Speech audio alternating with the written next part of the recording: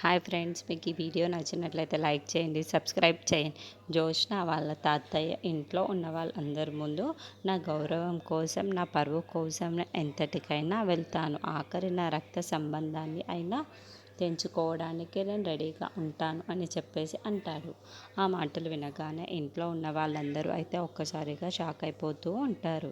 ఇంతలో అక్కడున్న జోష్న అయితే ఏంటి తాతయ్య, అది నిజమా అని చెప్పేసి అడుగుతూ ఉంటుంది.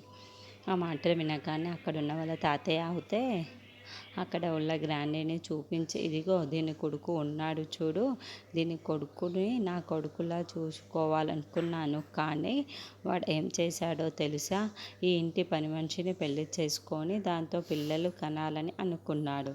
అలా నా పరువుని తీసేశాడు. అందుకే నేను ఈ ఇంట్లో నుండే వెళ్ళగొట్టేశాను.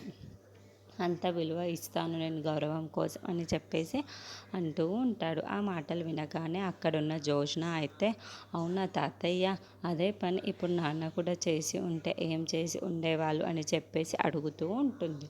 ఆ మాటలు వినగానే అక్కడున్న వాళ్ళ అమ్మ అయితే, జోష్న నువ్వేం మాట్లాడుతున్నావు అని చెప్పేసి అడుగుతూ ఉంటుంది.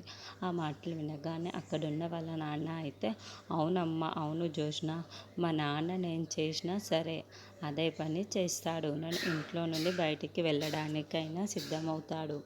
అంటే మా నాన్నకి ఎంత గౌరవం ఉండాలో అదే చూసుకుంటాడే తప్ప ఈ ఇంటి పరువు కోసం ఏమైనా చేస్తాడు జోష్న అని చెప్పేసి అంటూ ఉంటాడు. ఆ మాటలు వినగానే అక్కడున్న జోష్న అయితే ఒక్కసారిగా షాక్ అయిపోయి వాళ్ళ తాతయ్య వైపుకు చూస్తూ ఉంటుంది.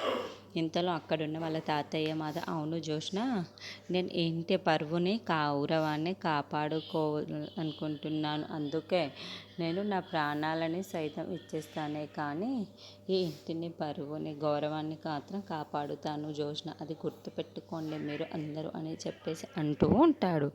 ఆ మాటలు వినగానే అక్కడున్న వాళ్ళ గ్రాని జోష్న అయితే ఒక్కసారిగా షాక్ అయిపోయి, అయితే అసలు విషయం తెలిస్తే ఏమవుతుందో ఏమో అని చెప్పేసి వాళ్ళిద్దరిని ఒకరినొకరు చూసుకుంటూ మాట్లాడుకుంటూ ఉంటారు.